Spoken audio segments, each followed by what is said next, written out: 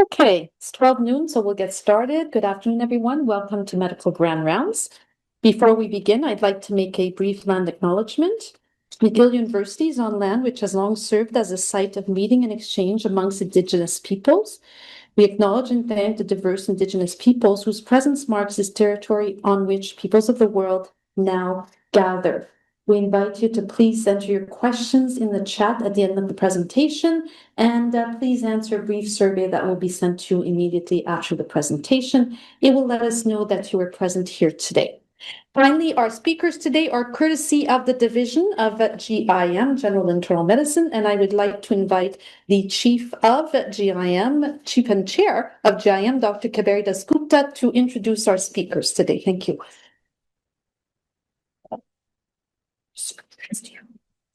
Thanks, Nadia. I'm McGill GIM head, but of course, Dev Jayaraman is the MUHC head, but he's in the ICU, almost as usual.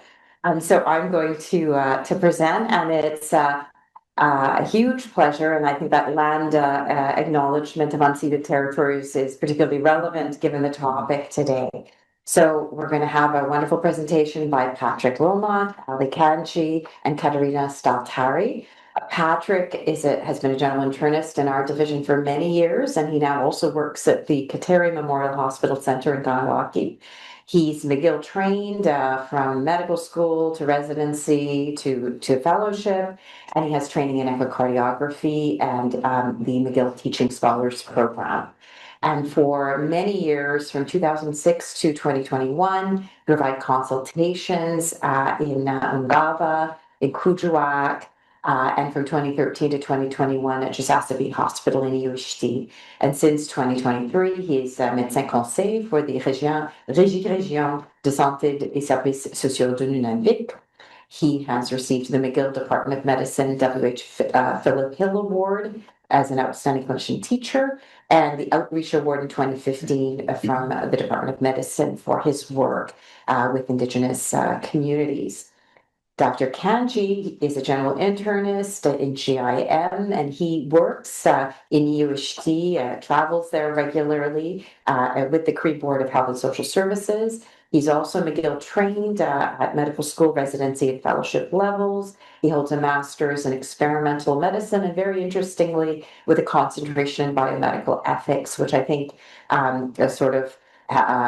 is consistent with his focus on social justice and healthcare for very diverse populations. He works as a consultant with the Cree Board of Health and Social Services to help improve their health service delivery. And Katerina Staltari is a master's trained. The villages is a nation, so there's 9 Cree nations, and they form the Grand Council of the Cree. And importantly for us, in 1973, the government decided to build dams, as we all know, hydroelectric dams, without consulting the people. So the Inuit and the Cree got together, and they decided to take the government to court, and they ended up getting an injunction against the government. They formed the Grand Council of the Cree on the Cree side, and it was led by a man named Billy Diamond. Some of you may know the Billy Diamond Highway is named after him.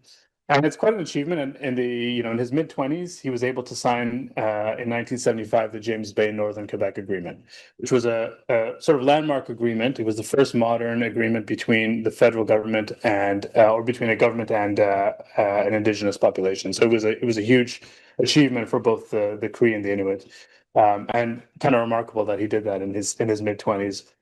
And it's such an important document that it has the same legal level as the Constitution. And this actually came into play during the first referendum. Some of you may remember that nations under the JBNQA were, against separation. In 1978, they created the Cree Board of Health and Social Services of the James Bay.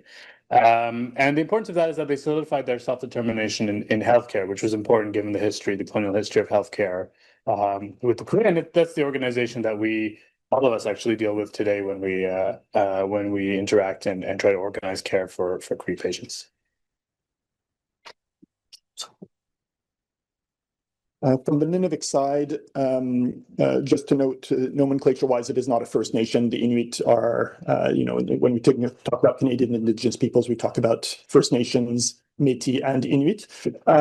They, like the Cree, were hunter-gatherers. The people that the Arctic has been populated for many thousands of years, but the people that whose descendants are now the Inuit in the Canadian Arctic and in Western Greenland are actually more recent arrivals that came around 1,000 Common Era from Asia, and then because of much more fit technological adaptations to the Arctic, displaced the previous populations. There are 14 villages organized in a regional government from whom the Quebec government has actually developed a number of provincial functions are managed by that regional government. The Inuit are in their collective memory, and it affects how they interact with systems, institutions, and physicians or healthcare workers who are representative of those institutions. It's important to remember three elements of forced I'll go through them, but forced things, we'll say. So first of all, they're all hunter-gatherers, as the Cree were. How does it happen that they live in villages? Well, the government wanted ways to manage these populations more effectively, quote unquote. And so in the 1950s and early 60s, the RCMP had a very systematic approach to massacring the sled dogs. And so if you have a hunter-gatherer population whose livelihood is done with sleds and going out to get food, massacring the sled dogs was a very effective way of having people then become beholden to the effective Hudson's Bay Company Post or equivalent that was there, and then engaging in transactional and or capitalist food obtention and things like that. So there was forced sedentariness. And then after that, there was forced deportations. So there was a significant portion of one of the villages in Kuujjuaq on the Hudson coast that was deported to the very high Arctic, so to what is now known as Grise Fjord and Ellesmere Island, where no humans had any life. It's just too barren and stark. There's not enough ecosystem diversity to sustain populations, or had never been. Those population, that village, a lot of the village was deported there through not very honest means, and then had a lot of hardship and a lot of famine, but have since kind of owned that and have established that and have a strong sense of pride of living there. But really, there's a lot of history around trust and lack of it relating to that. And finally, forced healthcare. And part of it is tuberculosis. So colonizers brought tuberculosis to the Arctic. It then spread quite a bit as it was developing. Then eventually the government started thinking that this was a public health issue, and then patients were deported back, right? So they would go down to what is now the EUCPQ, the Universitaire de Cardiologie Pneumologie de Québec, or what was previously Hôpital Laval in Quebec City, where one of the major sanatoria was, and most of the Nunavik Inuit went there. From Eeyou Istchee, they would usually be sent to Moose Factory on the western side of James Bay, or lower Hudson Bay, depending on how you want to cut it. And there they would stay for sometimes 6 to 8 years, and children would lose their language, lose their kinship ties, lose their culture, and then at the end of that be sent back to their communities where they had no contact. And so this was or can be perceived as part of a historical and documented elements of colonialism and cultural genocide, right? There's also been forced sterilizations and many documentations of that, and that line of things explains in part why adoption of midwifery and traditional midwifery was so significantly implanted in Nunavik, particularly on the Hudson coast, as women grew less trusting of healthcare in the South because of those reasons. So who we are. So this is us. We have our colleague, Dr. Apache, who's on maternity leave currently. Myself, Patrick, and David Belanger. Unfortunately, we didn't get a picture for him in time. So people ask me often why I work in the North. It's a question I get almost every 2 months, so I thought I would answer it here. And people sort of look at me as if I'm, fulfilling some sort of sentence. But what happened was that I went as a student, and I went for a month as a student doing family medicine as my rural rotation. At the time, I thought if I'm going to do a rural rotation, it better be really rural. So I picked the furthest thing I could find. And I really enjoyed it. And then in residency, I ended up doing 3 months with Patrick up north in both Nunavik and the Cree territories, and I loved it. And so I'd always had an interest in global health. I spent some time in India working at a public health firm. My master's was really around global health, and I sort of soured a little bit on the global health project, but realized that we have a lot of work to do at home, and that there's a lot of stuff that needs doing. And so combined with my enjoyment of the rotation, I decided to take the job with the North, and I've never looked back, and it's actually my favorite part of work. As Dr. Desgupta mentioned before, I've been kind of working with the North for some time. It was, again, an elective for me when I was in R3 in Kuujjuaq that sparked my interest. And so when I started practice in 2006, there was an opening at that time, and I took the opportunity and have kept that in my practice throughout since then. In 2021, with children getting to a certain age, I stopped the clinical practice there, but have maintained my links through the administrative position. And it's you don't work 15 years in that if you don't like it. It's really been an ongoing passion of mine as well. It's a bit of a success story of the service over time, with really a leitmotif of increasing access, continuity, and workforce stability. When we look at the 50s and 60s, talking again about that post-Cold War benign or not so benign neglect, and then development of links to the South, mainly relating to tuberculosis care.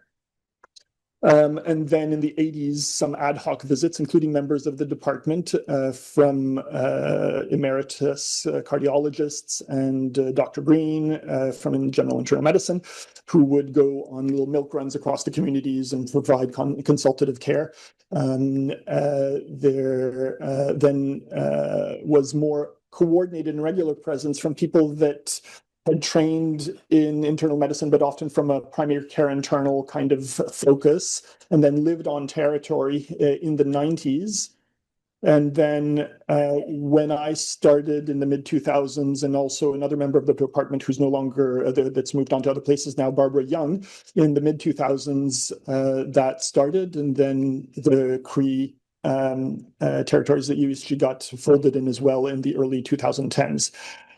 You'll remember that around that time was also the time in 2003 that the RUIS with only one S got created. And so this idea from a provincial level that there was accountability for the whole of the territory that needed to be taken up by the academic centers.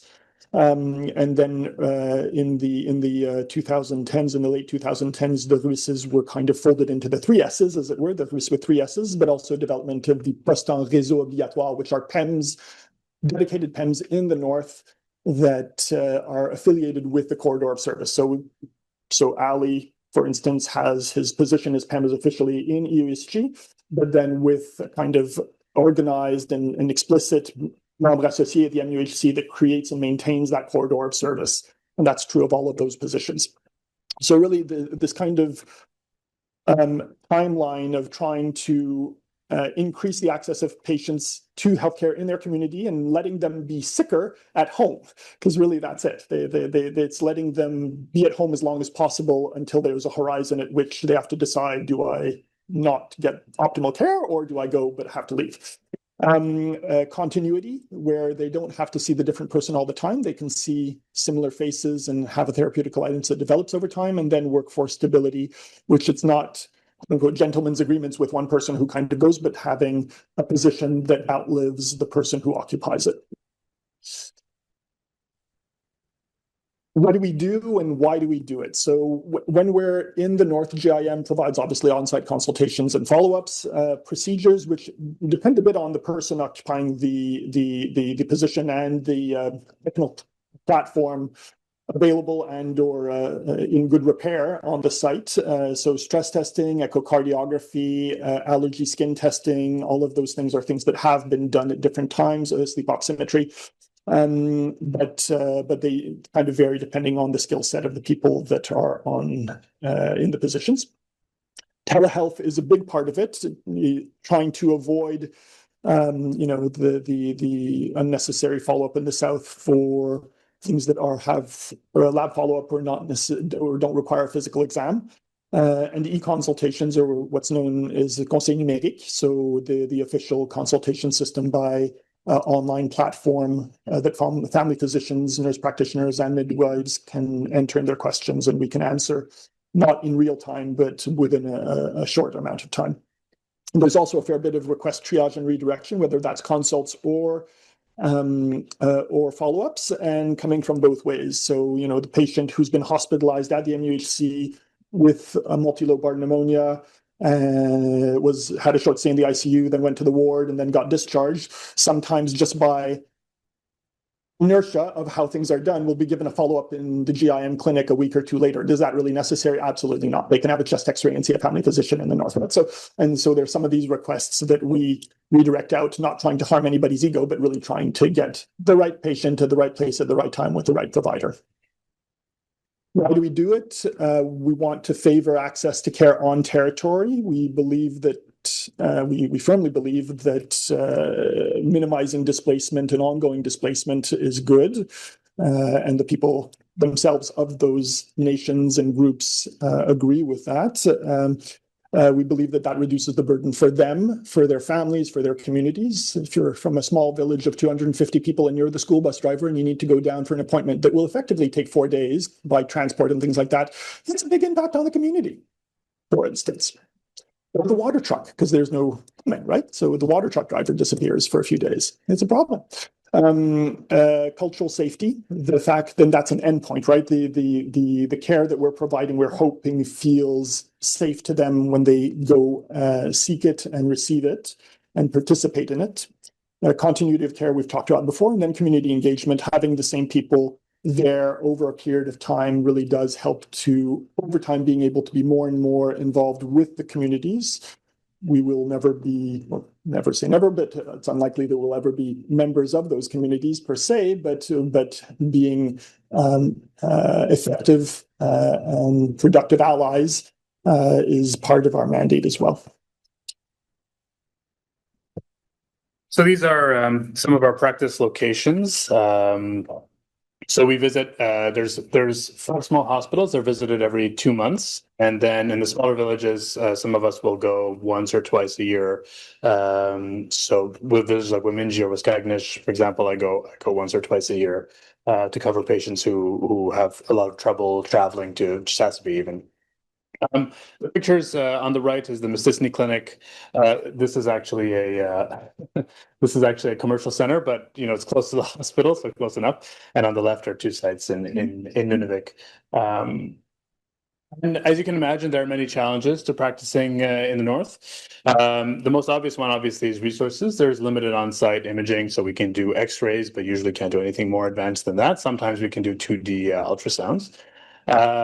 Lab tests, so some will come back same day, some will take a couple of weeks, and so you have to manage patients with a higher level of uncertainty than you would in the South. There's limited transfusion ability, so if people have indications for transfusion, either medical or surgical, you need to gauge if they can stay in the community or not.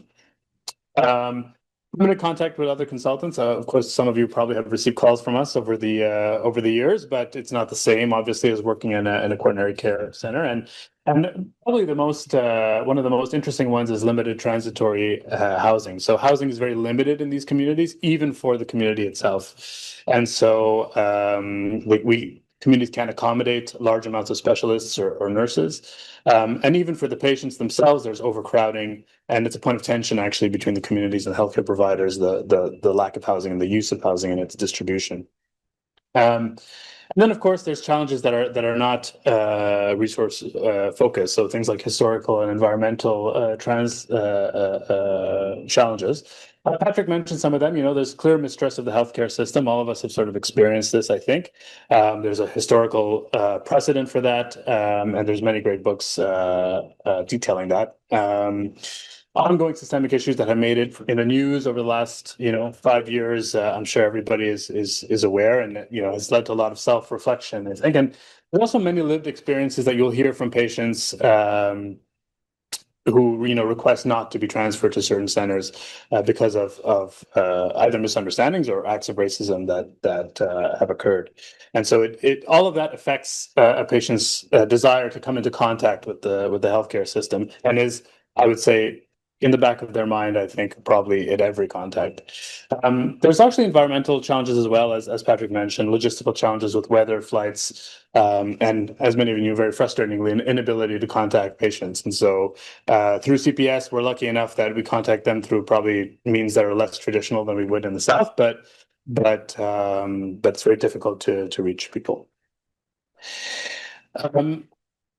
Practically speaking, it's very cost effective for specialists to go up to the north. So, this applies not just to GIM, obviously, but, we're here talking about ourselves. In 2025, there were 70 healthcare professionals going up. So that includes medical, surgical, psychiatric, pediatric.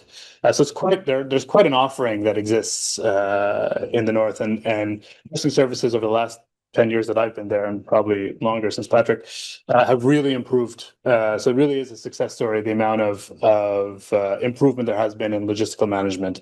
And when you conduct a clinic and you see 30 to 50 patients, that's a lot of savings. All those patients coming down have to come down for 2 nights. You have to pay for meals. If they're a minor, if they're frail, they get an escort that comes as well. There's land travel, the cost to community, as Patrick was saying. So that's a lot of savings that you're generating.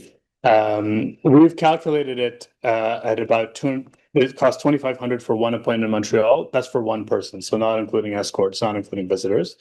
And each visit, if we look at it sort of just as a visit, looking only at transport and not as the sort of ancillary costs, saves about $75,000. So Romina and I going up for 12 months saves them about $2 million. And the same is true for other specialists going up as well, obviously. And the costs are probably higher in Nunavik. We didn't do the calculation for Nunavik, but it's probably higher just given the logistics involved. So that is a money proposition, but it's also part of Indigenous ownership of their own resources, right? It's proper stewardship of resources that are their own. And so we should do our best to try and help them improve their costs. This was very humbling. I had to think of importance of GIM within Quebec. And I think the largest contribution that we make is actually our long-term on-site experience. I think technology and stuff is very important. Stuff like telehealth, we're now doing pacemaker monitoring at a distance. All that stuff is very important, but nothing, I think, replaces the trust or the familiarity that comes after going for years and years and years. There was a little mention about community engagement. We go to their festivals, we go to their Christmas fairs, their Battle of the Bands, hockey games. I've been to all this stuff with them. And it's not that we become part of the community, but we become familiar faces. And I think that is in itself a little bit of a success. And there's been a lot of turnover of healthcare professionals over the last 20 years, and stability is something that I think breeds a little bit of confidence. It is humbling when I go after 5 or 6 years of following the same patients. They all ask for Patrick. So I don't know what that says about me, but wear a bow tie. I need to wear a bow tie. You look too young. Yeah.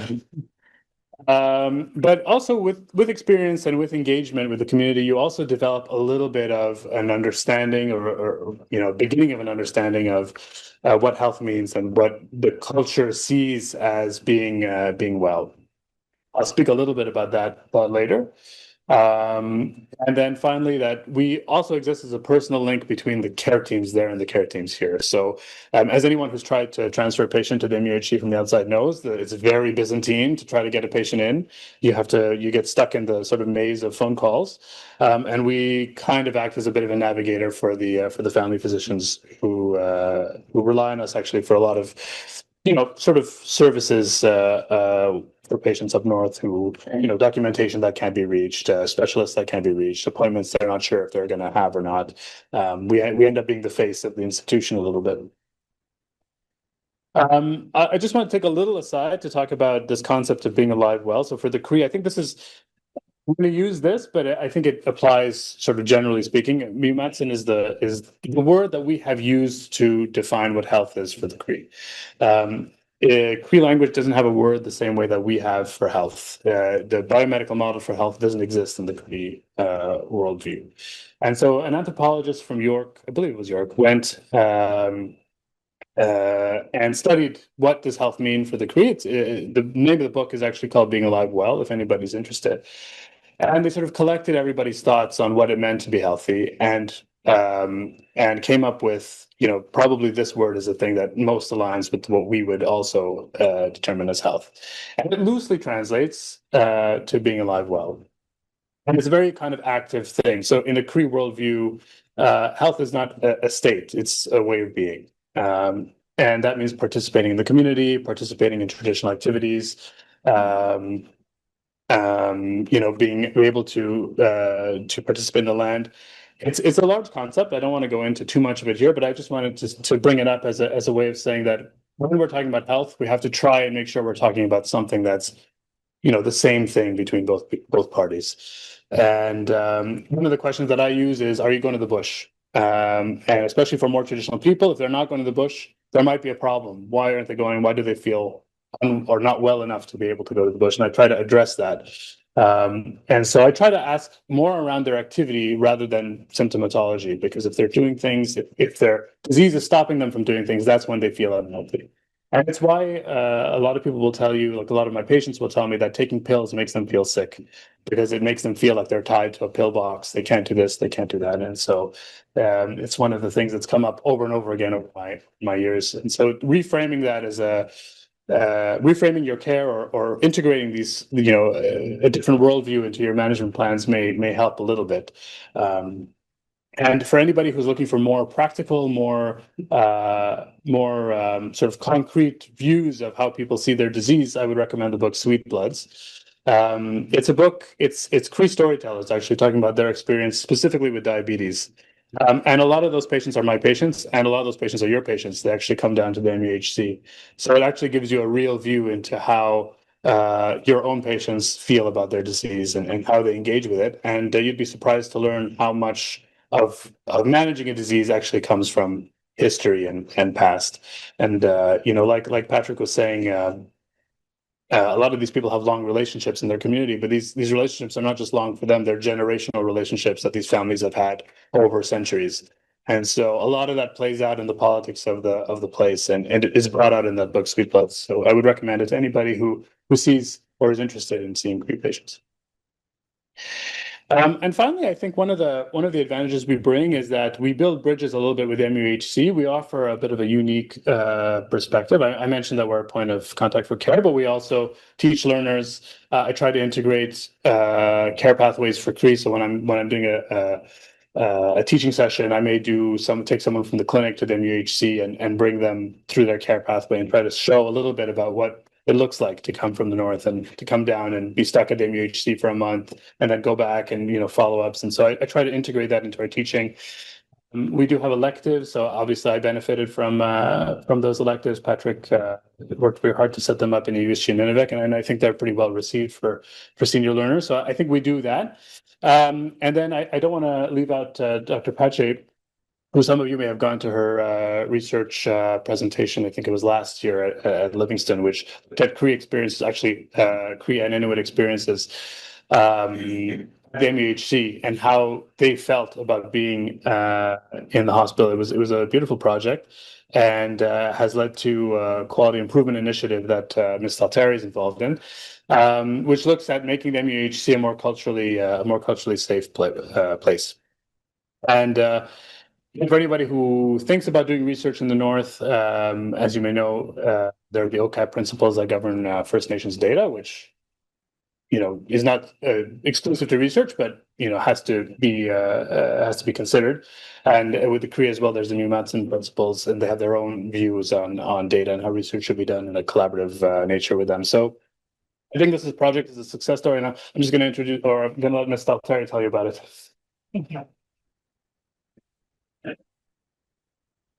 Good afternoon, everyone. I'm delighted to be here.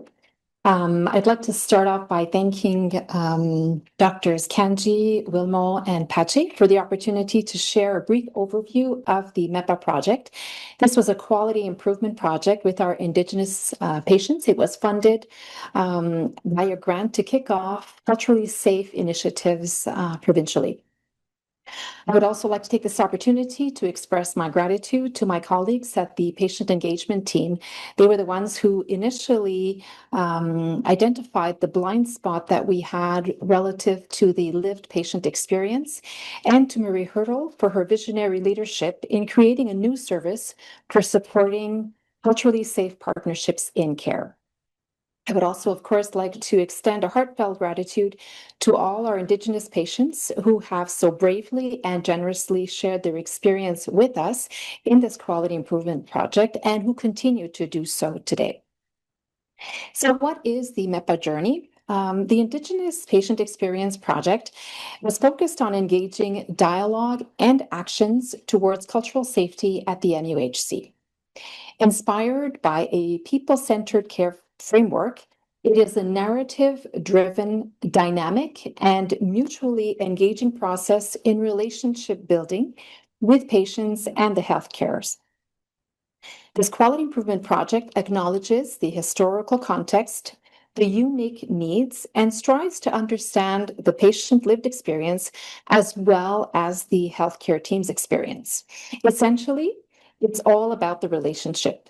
Listening, understanding, sharing, and taking action to improve the quality of care. So how did we do this? We worked on embedding cultural safety guidelines in our QI approach, namely by using the storytelling methodology. We initially connected with physicians, partners, elders, and clinical staff to build upon lessons learned and to recruit patients who were willing to share their story. Interestingly enough, as we built respectful and authentic relationships with the patients, patients became more readily willing to meet with us, and they actually referred us to other patients. This was facilitated by having a direct line for patients to contact us. Meeting times, duration, and places were decided upon by the Indigenous patients. On average, we met about 3 times. All the patient narratives were transcribed and then validated with the patients to ensure fidelity of our understanding. It was of our utmost importance that their voices be heard, but also appropriately shared. The feedback was very encouraging, as all the participants in our project agreed to remain on board and to continue to be part of our network of Indigenous patients that till this day continue to engage in the various working groups, such as actively taking part in talking circles to adapt, for example, the complaints process, or reviewing a shared decision-making pamphlet for patients and families. What have we learned? This QI project led us to identify some common themes that emerged from all the narratives that we were able to collect. As you can imagine, fear seemed to be the overwhelming theme. It was the most prevalent, and as well as experiencing power imbalances. Patients expressed to us how this was manifested by not being believed or dismissed when they expressed their symptoms, feeling judged, experiencing communication challenges, for example, staff feeling compelled to give lots of discharge information to reassure the patient, but it was perceived by the patient as marching orders, like when they were in residential school. Trauma, whether historical, intergenerational, or ongoing, continues to have an impact on how they perceive and react to the care that is provided. Understanding the link between their experience and their behavior becomes an awesome opportunity to build trust and create a culturally safe experience. The good news in our project was that all the patients talked about the willingness to engage with us to better understand their experience and to remain connected.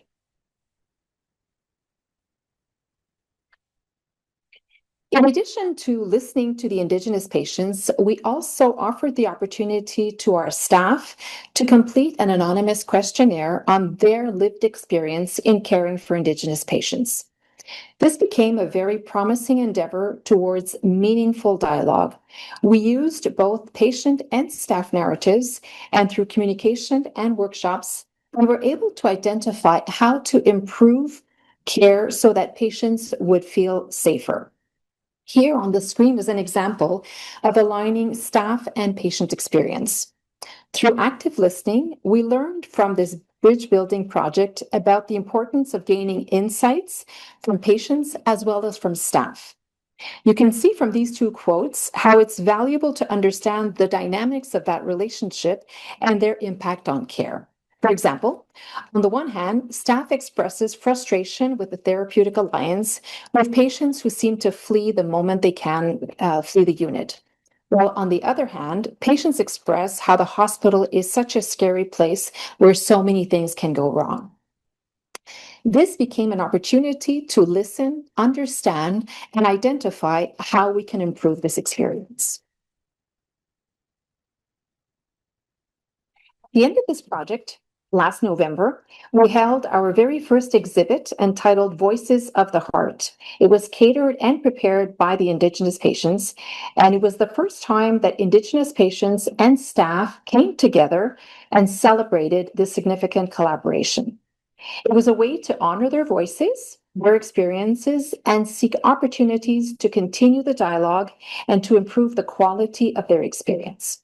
I was particularly moved by a Cree patient's testimonial who wrote to us saying, "Now we know that you have ears to listen, eyes to see, and a heart to understand." Moving forward.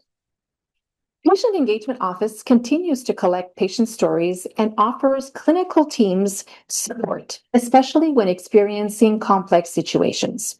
For example, you may have perhaps in your practice been in a situation where an Indigenous patient living in the North is urgently medevaced due to trauma or admitted for long periods of time. For example, patients who feel stuck in Montreal because of dialysis, or oncology patients who cannot return home due to treatment complications, or even a young gentleman who feels imprisoned in a long-term unit at Lachine because he is intubated and cannot return home. In all these complex situations, patients are frustrated, as well as the care team, because sometimes the patient seems to disengage or is not willing to collaborate with the care plan. These are challenging experiences for the patient and the staff, and it is our role to offer support. We take the time to meet with the patient, listen, build a trusting relationship, open dialogue with the team so that together we can come to a better understanding of the lived experience and become creative in searching for culturally safe options. Another example that we experienced in the beginning of our project, something that seems so basic, and it was brought up by so many patients who come for ambulatory visits. They come, as you know, for multiple appointments and fear not returning home. Concretely, they express their high anxiety level and fear of not knowing how to get back to either Nunavik or Cree patient services, since there was no designated area to hop on and hop off the bus. We listened and we worked with the MUHC technical teams to find a dedicated area for transit of outpatients. In closing, we believe that humility, open communication, raising awareness, and mutual understanding of the health experience can lead to better outcomes and continue our journey towards cultural safety, whether it be for hospitalized patients, patients in the emergency rooms, or even in ambulatory care. You have our information. Please feel free to reach out to us for support. We are here to listen, work alongside the clinical teams to build bridges, to gain a better understanding of what constitutes a culturally safe experience.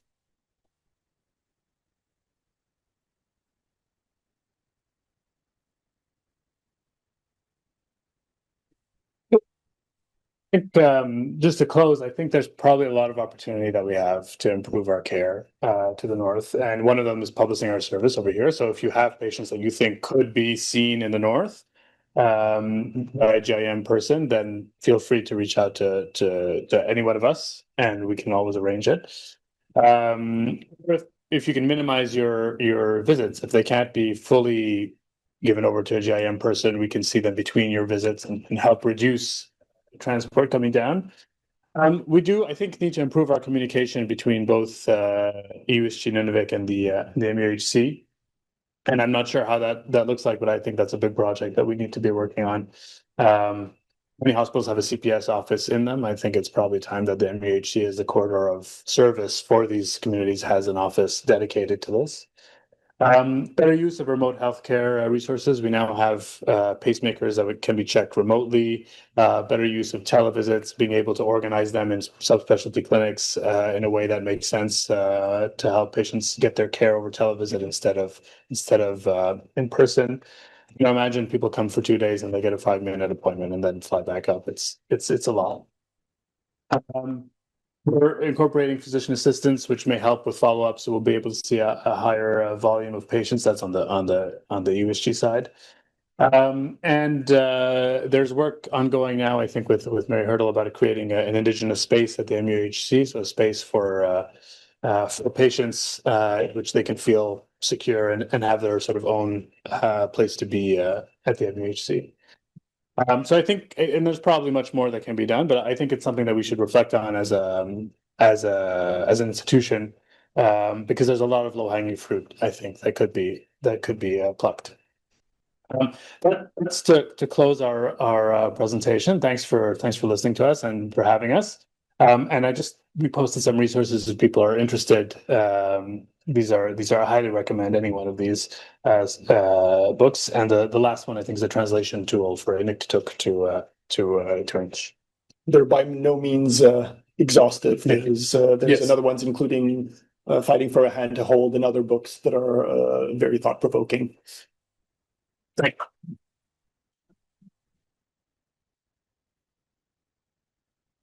Take any questions? Thank you so much. First of all, thanks for sharing this. Congratulations on all the work you're doing. And thank you for representing the Department of the MUHC and Department of Medicine.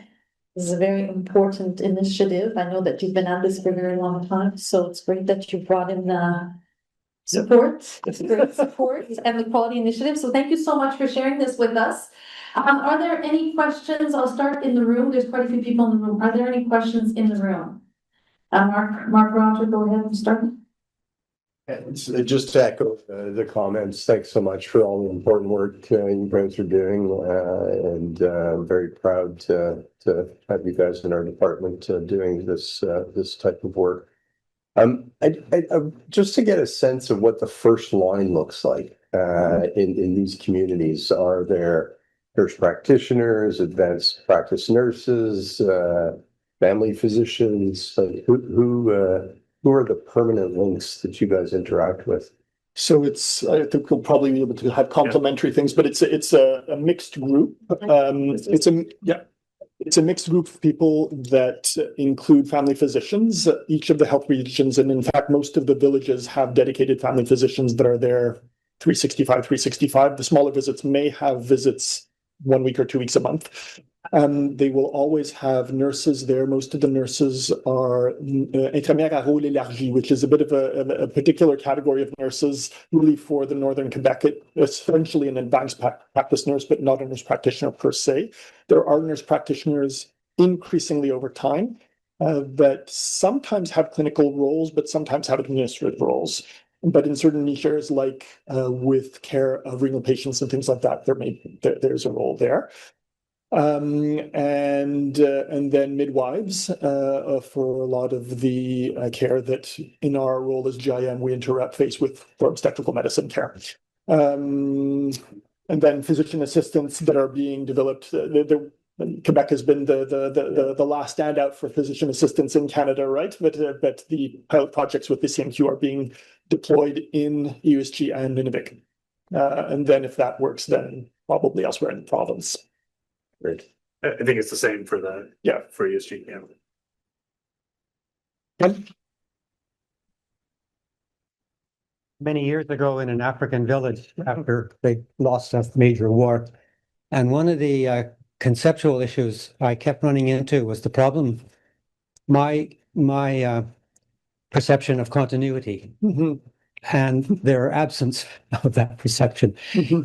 We need continuity of intervention, we need surveillance, and we need preventive care for all the conditions we treat, from tuberculosis to preeclampsia.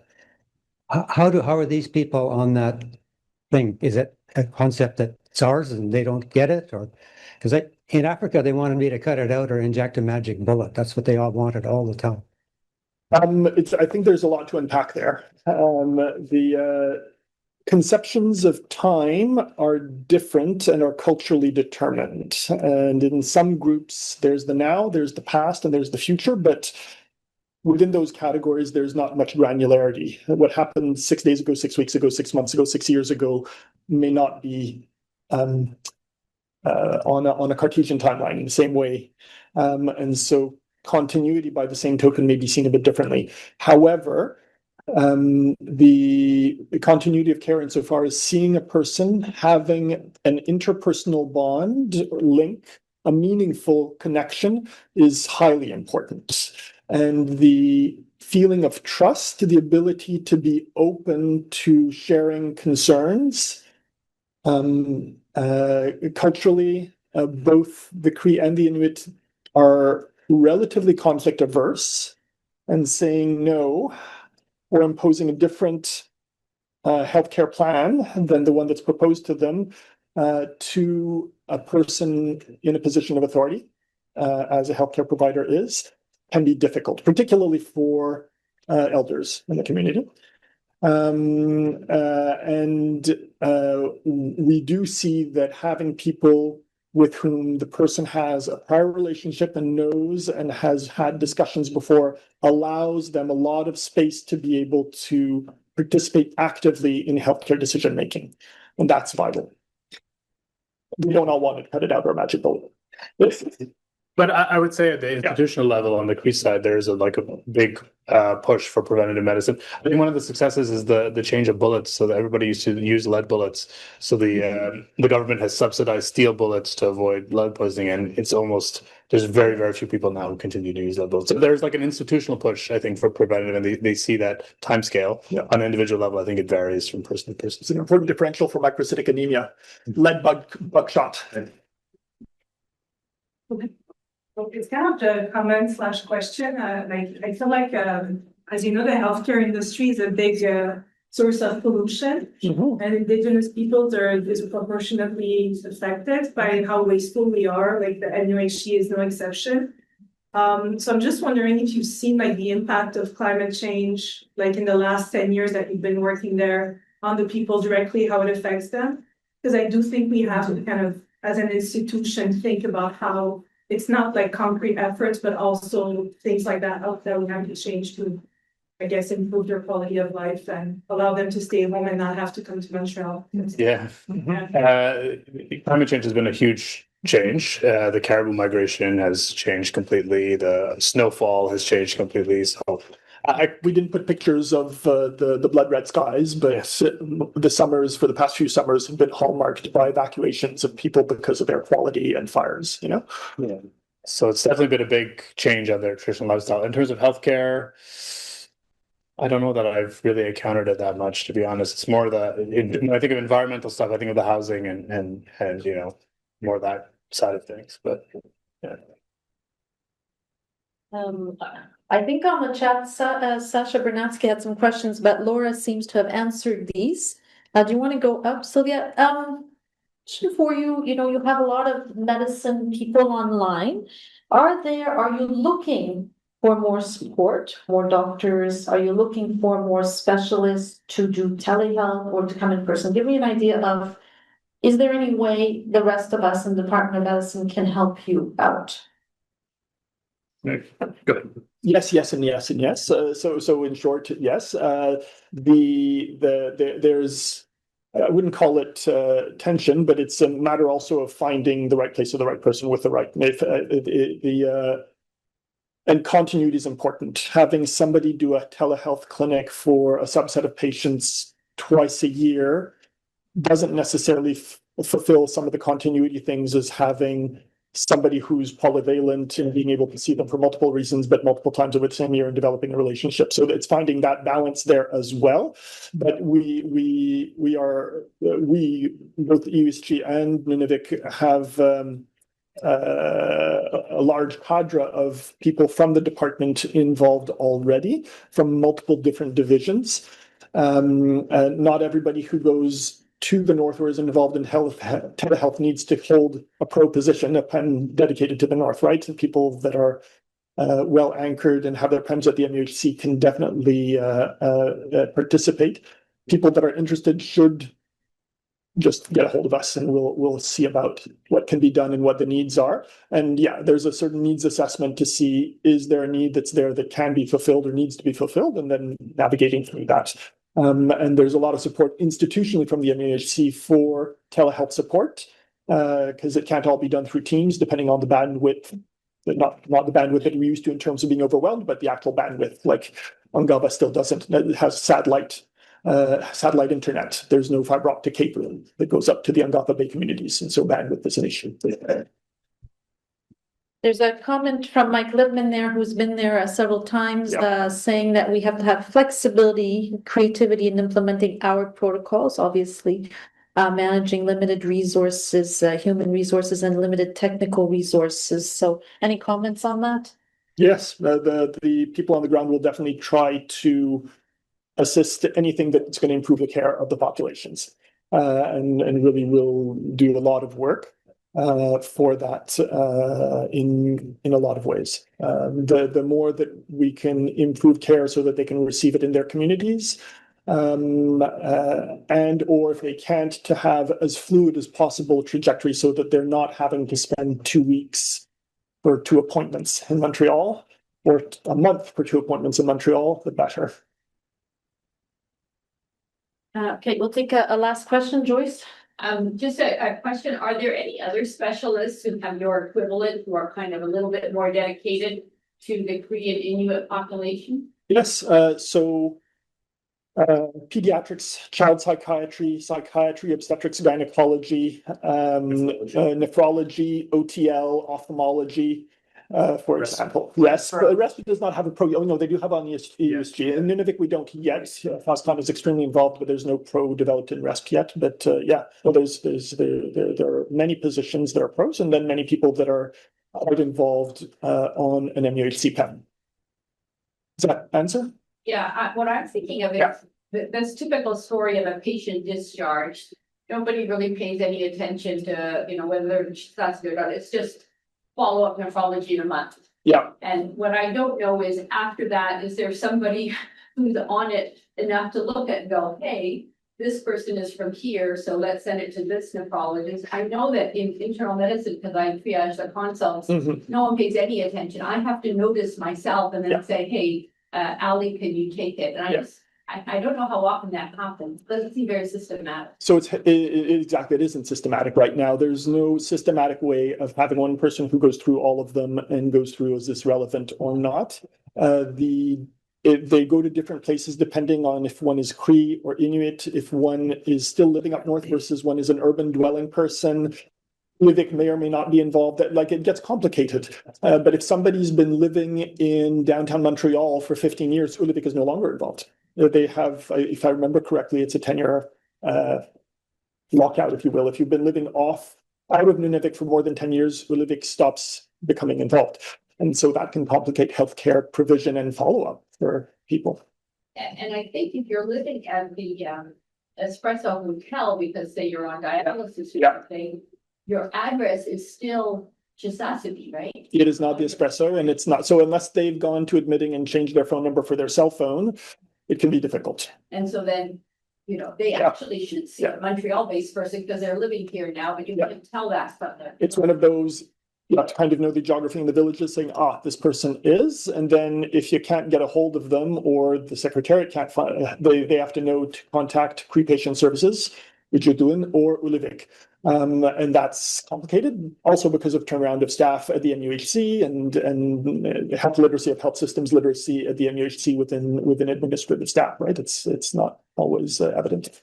Mark, you want to define just a quick comment about that specifically. The MUHC referral portals being and it's rolled out throughout the children's, but it's going to be rolled out through the adult world. I wonder if there might not be an opportunity there to flag centrally concepts that are in from region 17, 18 and possible and do something systematic. Anyway. Can I comment? Sorry, from online. Okay, one last comment because we're coming up on the hour. Go ahead. I just wanted to just reply to Joyce. Hi, everybody. It's Laura Horowitz. Just in terms of the nephro perspective on follow-ups, that is very well organized. In terms of patients who are actually living and on site in regions 10 and 18, I developed a triaging system, which is done once a week. So all consults come to us and they are looked at every Friday and they are triaged accordingly.